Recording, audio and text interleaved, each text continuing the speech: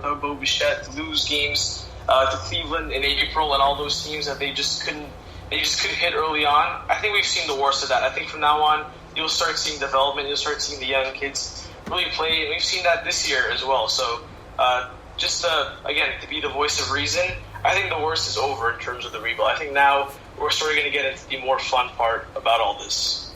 Yeah, quick question here to you guys. Max Shoemaker, I mean, he had an incredible start to the season. I don't know how many starts he actually had before his injury in Oakland, but he was doing awesome. He was doing unbelievable. This year we've seen him quite a bit on the bench with the team. With him, he's probably going to end up signing a one-year deal. With the Blue Jays kind of rotation all over the place, do you see him coming back? I would certainly love that personally because I talked about this in the last podcast, actually. I think it would be an easy sell for the front office to say, hey, look at Matt Shoemaker, a guy who, had been having this excellent start to the season before getting injured. Maybe if you can stay healthy for a full year, can be more of a contributor for a little more than 5 starts, which he made. So I definitely think it's a possibility that they should target. I think Matt Shoemaker does appear to fit in with this team even after just 5 starts with the team.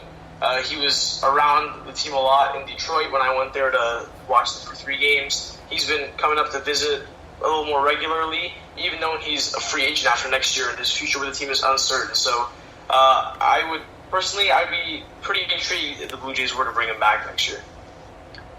Yeah, for sure. And I'd love him back with the young guys. Obviously, more veteran pieces is nice, but like James said earlier, their offseason will dictate on the rumors you'll hear early on. And personally, I feel like the Jays will try to add one bargain end pitcher and then one high end pitcher. Whether the high end pitcher is Odorizzi to them, Wheeler, Wade Miley even having a pretty good season. But personally, I'd like to see the Jays go after, obviously, we've said it multiple times, the Jarrett Coles and Madison Bumgarners. Whether they come here or not is certainly going to be a nice indication to see if the Jays are in the rumor reports and are not even front runner, just in the race to sign them. But yes, I do believe the Jays will sign a bargain pitcher, kind of like a Michael Wacha, a good bounce back candidate. But then Jake Odorizzi will be perfect for this rotation. And hopefully the Jays do spend because they do have money. They're very financially flexible, and we wouldn't have to certainly overpay for these guys. And Matt Shoemaker add on to this list, just build the depth, because we know in a long 162-game season, pitchers are going to go down, and as much depth as possible is going to be nice. So, as unlikely playoffs are next season, it's going to be certainly a nice offseason to see how the Jays' plan is going to be for the future and how they're approaching the future. So, the next question comes in from Real Ryan 87, and when will this long rebuild end? Well, I think, it all depends on the development of these young players and even the young players that aren't here yet, as well as the management's, like we talked about, their time of okay, let's get this thing started, let's sign a big name, like you said, Mo, maybe bring in Marcell Ozuna, maybe, bring in a Jake Odorizzi or guys like that. It'll show us. I still believe it's going to be the 2021 season is when you're going to start to see some pretty, darn good baseball. Maybe not a pennant race, but I'd say a pretty good wild card race for the Blue Jays in 2021. But the pain, I think, the pain might even stop next year.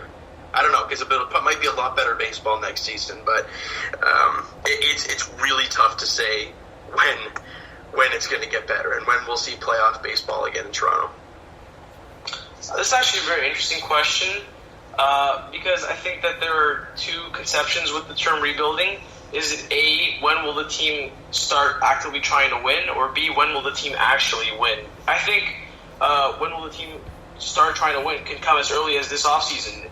I think we've got to the point in time where this team should be trying to win games. This team should be trying to put some fans in the seats every night, and they should go after some of these guys that we mentioned. To build some sort of a winning culture and a somewhat contending team for next year. I think out of all the guys that you could have sold off, Marcus Stroman, Aaron Sanchez, Josh Donaldson last year, they're all gone now. I think now your whole team there's no more veterans anymore. You have young guys who seem to play a part of the future. There's really not as many more assets to sell off that you can get prospects for in return.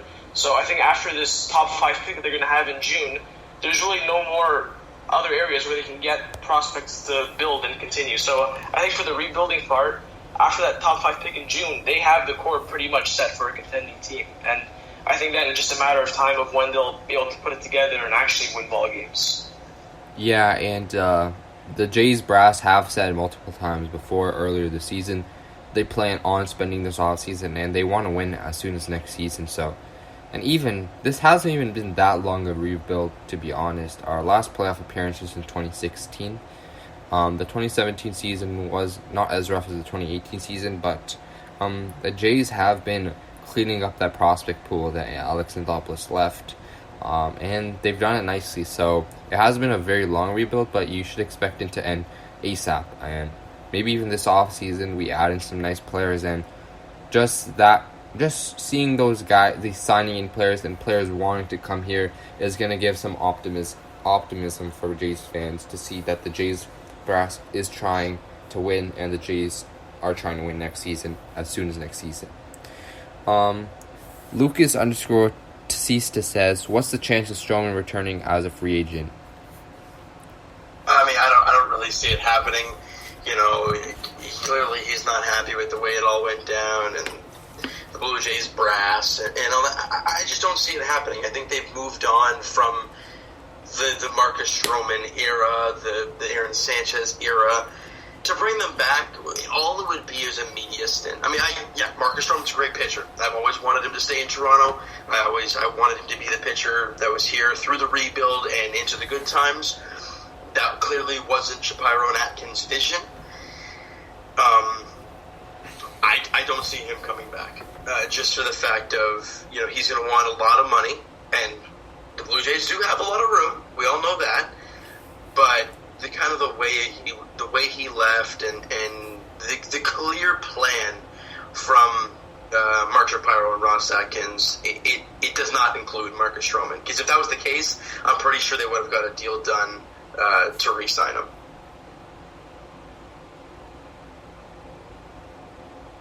Yeah, I'm with you. I don't see a way where a reunion with the Jays with Marcus Stroman is ever going to happen. They didn't leave on very good terms, and I just don't see it. There's many other pitchers that are better that the Jays could pursue, but if Stroman did want to come back, I'd welcome it with open arms for sure. He's a great pitcher. So yeah, I do not see it in any way happening, so it's very slim chance. Do you want to add anything, Rob? No, I think James, when he talked about how Marcus Stroman didn't like the way it went down, how he got traded, I think that's pretty much my answer as well. There's really not much more for me to add on that. I think you hit the nail right on the head.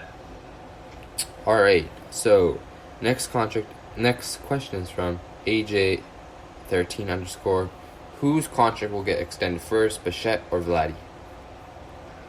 Oh, that's tough. Oh, my goodness. I mean, I don't know if the question is, you know, when will those extensions happen? Are they going to be like exactly, right? And pay them, you know, right away, quick time, right? And get them on pretty good contracts for what they're going to give them for years to come, and eat up some of those free agency years, obviously. I don't know. Who do I see? Oh, that's tough. I mean, ideally, Vladdy's just played over 100 games in the big leagues, and Bo hasn't even played 30. But if I had to say, I guess Vladdy. I mean, it's such a hard question to answer. I'd love them both locked up long term, but I don't know. It's difficult to say if Mark Shapiro and Ross Atkins have the thought of let's lock them up now, or if they're gonna wait. And I personally don't like the wait game, but because I hate when players, like what happened with Manny Machado, you play your time and then you just walk away. I don't like that kind of thing. But I don't know what their plan is. Yeah, this is actually a really interesting question. To be honest, I think it's a question where we could pretty much have an entire podcast dedicated to.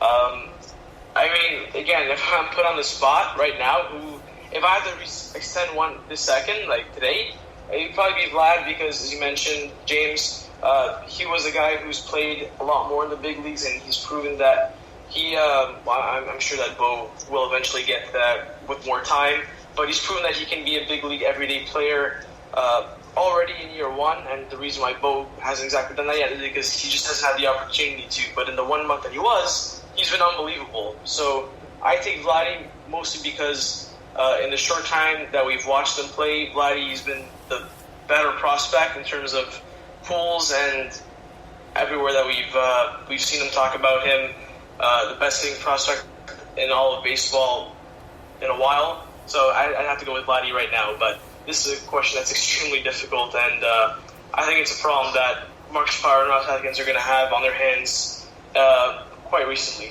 I should say. It could go either way, in my opinion, but it's very hard, as you said. Yes, it is very hard. My gut's saying Vladdy. He's been the best prospect in their system for many years. They developed him. It's 2015, but Bo Bichette has an equal, or maybe even a greater case for a contract extension. But what do you guys think a contract extension would look like?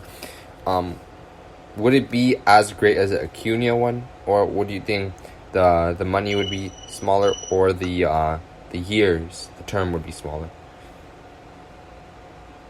Do you have the Acuna contract on by any chance, just so we can remind the audience what kind of deal we're talking about when we're referencing to it? He was signed for, I believe, 8-year, $100 million contract with an annual average salary of $12,500,000.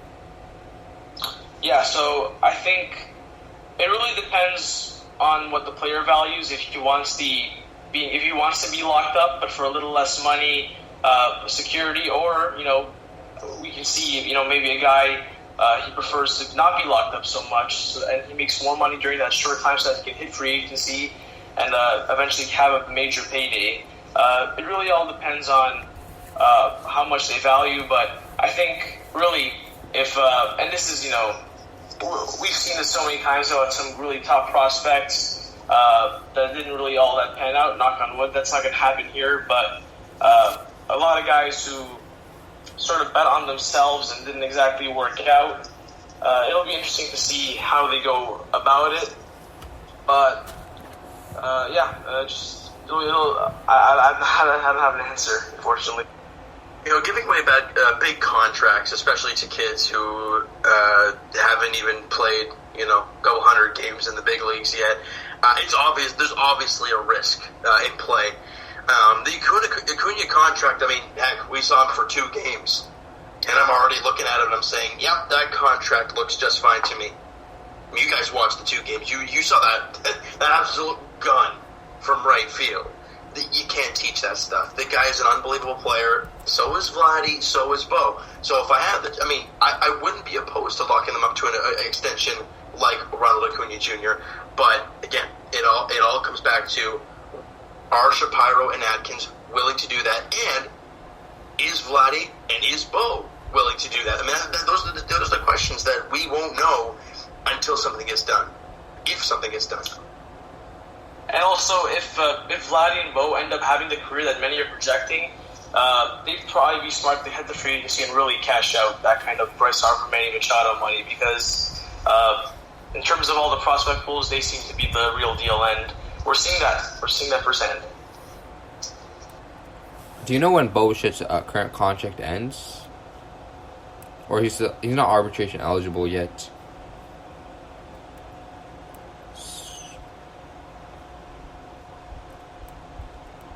Is it 2025, I think? Somewhere around there, Sure. I believe. But yeah, they'd be probably smart to wait if they want to bet on themselves. But yeah, it could go either way. So running out of time, let's just do some rapid fire quickly. Jonah Becker asked, in your opinion, in which free agent at the end of the season should the Jays try to sign? We've mentioned Wheeler, the pitchers, Odorizzi, Waka, maybe. Even the top ranks, Jarrett Cole. Yeah, just starting pitching in general. And then a middle of the order power bat would be nice as well. And then obviously, as the months progress into January, February, you can see the Blue Jays signing some free agent pitching arms that will relatively be cheap. Anything else you want to guys add? No, I think that's pretty much it there. Matthew Jensen _8 asks, you think Vlad can beat Jordan for